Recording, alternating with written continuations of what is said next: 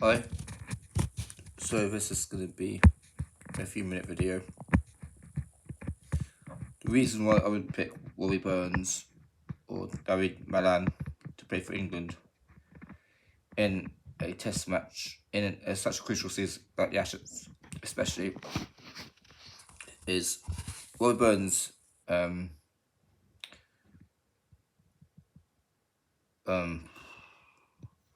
His style is got a complete mess. The way he got out to Mitchell Stark was absolutely shocking, and I mean, it might be good enough for Surrey, but not good enough to play for for England. David Milan's such a liability. He might be good for Middlesex, but he can't make that step up. What England players need to do is look at how Travis Head has batted for Australia for a century, and we might not like David Warner, but how he got his 94. We've got to look at players who can bat in Australia. Moving forward, we need to develop players who can bat outside England, because England get battered wherever they go, apart from the Caribbean maybe, but generally we get battered anywhere we go. Our test team now, from being the best test team in the world to probably one of the best one-day teams in the world, and now we can't even beat the top probably 4 or 5 best test teams in the world, especially away. And when you pick players like Robbie Burns and David Malan, I'm not surprised. And when you can't produce a night watchman or a tail ender, you can get 50 more consistently than we can, home or away. I'm not surprised. I mean, number 7 are supposed to bat to potentially get from 50 to 100, especially modern cricket. England produce players to fail, or who will fail, rather, in Australia or in India. And recent summers, we struggle to play well and get wins on a home soil. So whoever the head coach of England and the batting and the bowling staff, either would have sorted it out now, or this would be their last series. Because I was the chairman of the ECB, I'll be telling them that right now. I don't care how high profile their names are, because there needs to be change. Because we need to be the best one day, or one of the best one day, and the best test team. We need to be able to win, or at least, if we're going to lose the Ashes, lose 3-2, not 5-0, and test within 3 days in Australia, or the test in 3 days anywhere, 4 days anywhere. If you do that, you're obviously not good enough to play for your country. And if you're the best with producing for that position, then I don't know what I can say.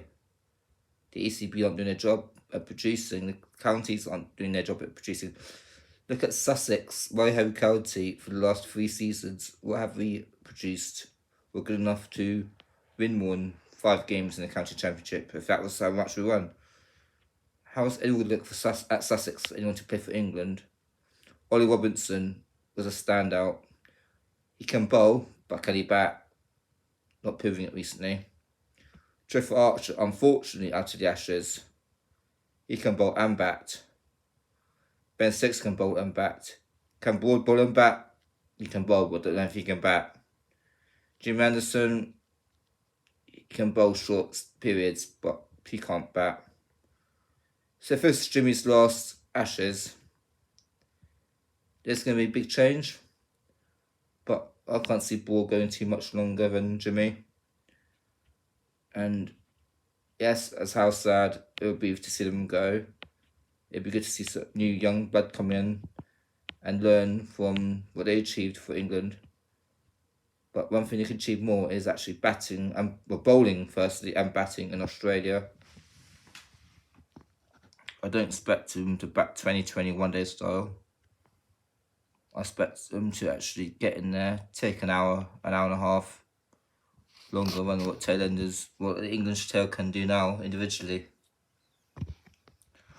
Ideally, some coming number 7 for England in Brisbane, Melbourne, Sydney, Mumbai, Kolkata,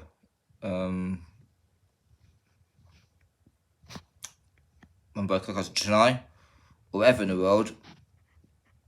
And the top order collapses, there's a bit of stability and a bit of pushing on from the lower order established by the middle order. But when the middle order collapses, then the lower order needs to sort out themselves out and give us a bit more hope. Because the way we got blown away for 147, the top order were absolutely shocking, including Joe Root. And the tail were snowflakes, basically. It was just weak, it was nothing. That's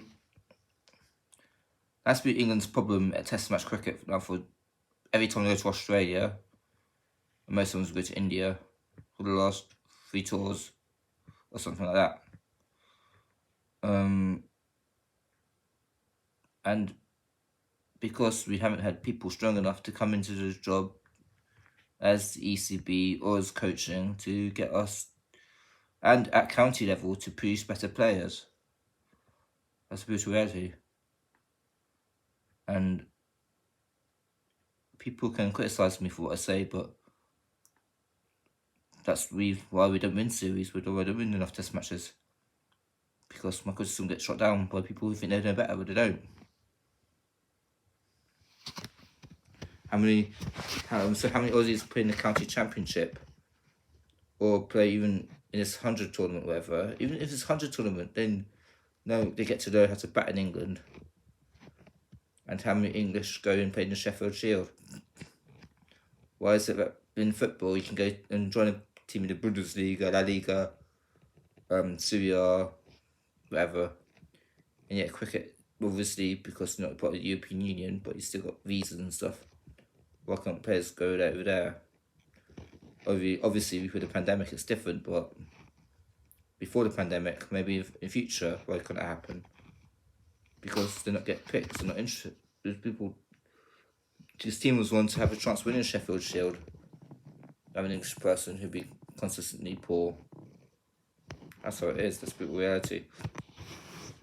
Okay, this was going to be a few-minute video, but I had to say how it was, so I did. Okay, I'm out now, and this is likely to be my last video tonight, so I'm out. Thanks. Bye.